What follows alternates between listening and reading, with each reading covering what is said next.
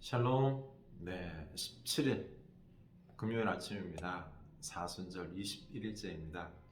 또 벌써 한 주간이 막바지로 다가가네요. 금요일이죠. 네, 어떻게 잘 지내십니까? 마음의 평안이 있으십니까? 우리 주님 믿고 그리고 많은 불안한 마음과 그리고 미워하는 이런 마음들을 좀 기도하면서 내려놓읍시다. 사랑하시고 하나님을 느끼시고 그리고 우리 마음속에 좀 평안한 여유를 가지시기 바랍니다. 자꾸 불안하십니까? 주님 부르고 주님께 맡기시기 바랍니다. 그 십자가 사랑, 나를 놓지 않으신다는 그 사랑, 돌보신다는 그 사랑에 우리가 믿고 다 맡기시기 바랍니다.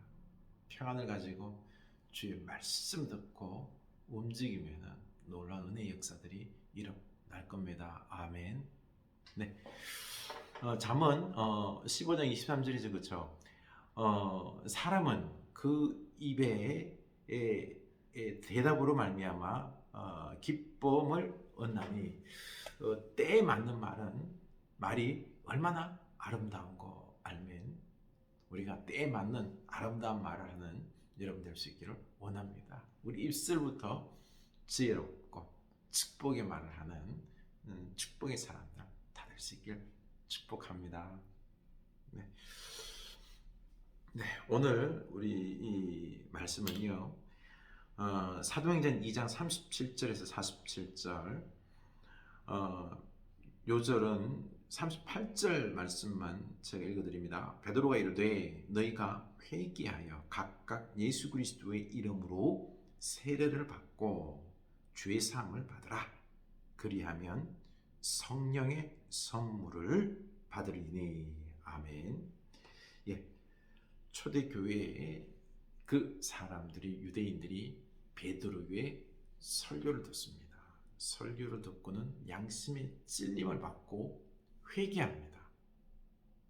회개하고는 예수 그리스도를 믿고 죄사함 받고 세례를 받고 하는 거죠. 그리고는 성령의 선물, 성령을 선물로 받게 되는 것입니다. 그렇습니다. 우리가 예수 그리스도를 믿음으로 이 부분에 있어서 중요한 부분이 회개해야 됩니다. 회개. 여러분, 우리가 내 삶 속에서 말씀을 듣고 또 기도를 하며 회개하는 날마다 나 자신의 모습 속에서 내 죄악된 모습들을 변해야 될 부분들을 회개함으로 예수 그리스도를 또 내 마음에 받아들이고 그리고 죄사함 받고 그리고 주님을 닮아가고 할 때 그때 성령을 선물로 받는다. 성령의 선물. 우리는 성령보다는요, 우리가 그렇게 했을 때 어떤 큰 역사, 기적들 이런 부분들을 많이 생각하게 되는데 아니에요. 성령을 선물로 받으면 성령이 주신 은혜들이 있습니다. 신비의 은혜도 있고요, 지혜도 있고요, 놀라운 역사들도 기적들도 열매들도 있는 것입니다. 내 성품이 변화되기도 하는 거죠. 그러니 우리 1차적으로 회개할 수 있기 원합니다. 회개를 잘할 수 있기를 원합니다. 회개를. 그러면 성령을 선물로 받음으로 우리에게 필요한 그 놀라운 축복들을, 신비한 은혜들을 우리가 받게 되는 거죠. 여러분, 우리 회개를 잘할 수 있기를 축복합니다. 오늘 말씀이 또 회개에 대한 말씀인데요. 마태복음 21장 33절입니다. 다른 한 비유를 들으라. 한 집주인이 포도원을 만들어 산 울타리로 두르고 거기에 접자는 틀을 만들고 망대를 짓고 농부들에게 새로 주고 타국에 갔더니 열매 거둘 때가 가까우매 그 열매를 받으려고 자기 종들을 농부들에게 보내니 농부들이 종들을 잡아 하나는 심히 때리고 하나는 죽이고 하나는 돌로 쳤거늘 다시 다른 종들을 처음보다 많이 보내니 그들에게도 그렇게 하였는지라. 후에 자기 아들을 보내며 이르되 그들이 내 아들은 존대하리라 하였더니 농부들이 그 아들을 보고 서로 말하되 이는 상속자니 자 죽이고 그의 유산을 차지하자 하고 이에 잡아 포도원 밖에 내쫓아 죽였느니라. 그러면 포도원 주인이 올 때에 그 농부들을 어떻게 하겠느냐? 그들이 말하되 그 악한 자들을 진멸하고 포도원은 제때에 열매를 바칠 만한 다른 농부들에게 새로 줄지니이다. 아멘. 네, 예수님께서 비유를 이야기하는 거죠, 그렇죠? 농부가 포도원을 울타리를 치고 해서 아주 만들었습니다. 망대도 짓고 그리고 포도즙들도 하고 그렇게 해서 포도원을 잘 만들어서 농부에게 주고 세를 받기로 했습니다. 그리고는 이제 타국에 갔다가 자기 종을 보내가서 세를 받으려고 하는데 그런데 이 농부들이 이 보낸 주인의 종들을 죽이는 거예요. 때리기도 하고요, 죽이기도 하고요, 돌로 치기도 하고 말을 안 듣는 게 세를 안 주는 거예요. 다시 또 더 많은 종을 보내는 거예요. 다 그렇게 때리고 죽이고 세를 안 보내는 거죠. 그래서 기다리기도 안 돼서 이제는 아들을 보내는 거죠. 이 주인이 아들을 보내면은 이 종들과 달리 이 아들은 존대해 줄 것이다라고 생각해서 보냈는데 이게 웬일입니까? 아들을 포도원 밖에 죽여서 던져버렸다라는 것입니다. 이 비유를 하면서 그러면 어떻게 해야 될 것이냐, 이 농부를 어떻게 할까, 그렇게 말하니까 그 악한 자들을 진멸하고 포도원은 제때에 열매 받칠 만한 다른 농부들에게 맡기는 것이 맞는 것입니다라고 이제 유대인들이 이야기를 하는 것입니다. 그렇죠? 이 주인의 종, 그 많은 종들을 죽이고 그 아들까지 죽이는 자들이 누구죠? 유대인들이에요. 종교 지도자들인 거죠.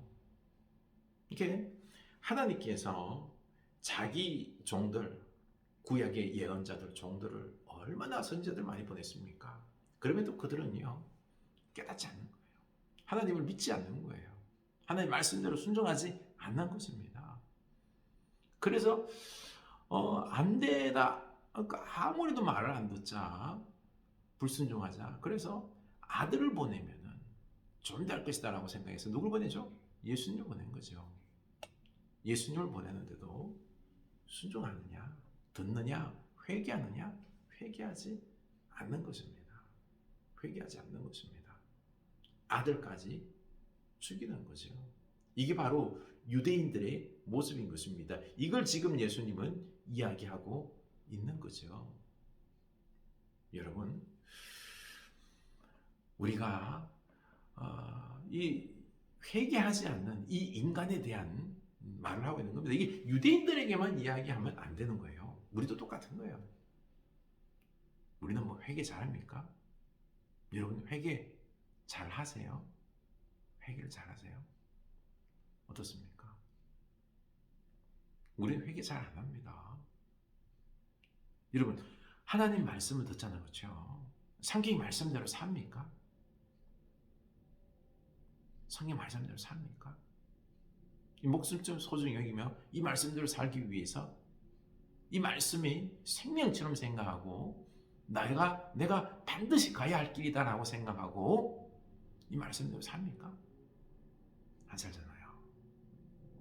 이런 핑계 저런 핑계 대면서 변명하면서 이래서 못했습니다. 다음에 미루기도 하고요. 변명하기도 하고요. 다음에 잘하겠습니다. 순종하겠습니다. 한 거죠. 회개하지 않는 겁니다. 유대인들만 그런 거 아니에요. 우리도 그런 거예요. 여기서 보니까요. 인간들은 회개하잖아요. 그러나 하나님은요. 종들을 계속 선지자들을 계속해서 보내는 것입니다. 아들까지 보내는 거죠. 그래도 순종하지 않습니다. 자, 그 다음에 보면요. 42절. 예수께서 이르시되 너희가 성경의 건축자들이 버린 돌이 모퉁이의 머릿돌이 되었나니 이것은 주로 말미암아 된 것이요 우리 눈에 기이하도다 함을 읽어본 일이 없느냐. 그러므로 내가 너희에게 이르노니 하나님의 나라를 너희는 빼앗기고 그 나라에 열매 맺는 백성이 받으리라. 이 돌 위에 떨어지는 자는 깨지겠고 이 돌이 사람 위에 떨어지면 그를 가루로 만들어 흩으리라 하시니. 아멘. 그리고 예수님은 말씀하시기를 이제 결론 짓는 거죠. 그들이 듣지 않아요. 회개하지 않아 예수님을 죽여요. 그런데 건축자들이 버린 돌, 건축자들이 버린 돌이 어떻게 된다고요? 모퉁이의 머릿돌.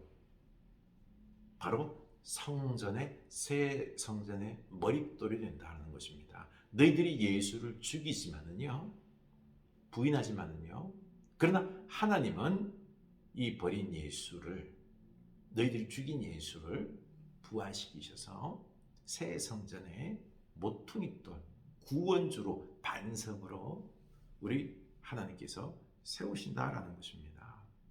우리 인간들이요, 불순종하고 회개하지 않아도요, 하나님은 하나님의 방법으로 예수 그리스도를 구원주로 부활시키셔서 삼으신다는 것입니다. 구원의 역사를 이루신다는 것입니다. 하나님은 반드시 이루세요. 반드시 이루십니다. 그리고 회개하는 자들은 진짜 축복받은 사람인 거죠. 그래서요, 하나님의 나라를 너희는 빼앗기고 그 나라의 열매 맺는 백성이 받으리라.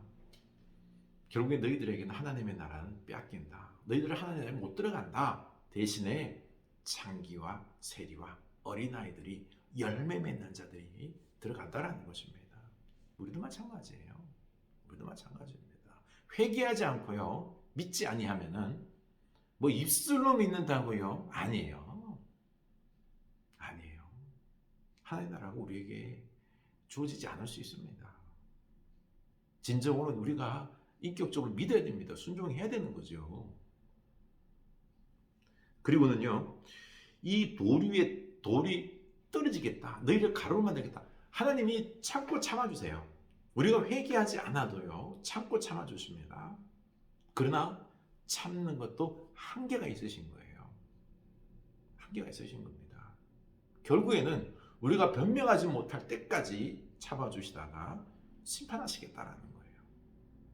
나중에 우리가 하나님 앞에 갈 때, 그때 하나님의 나라, 영원한 하나님의 나라가 아니라 우리가 심판받을 수 있다라는 것입니다.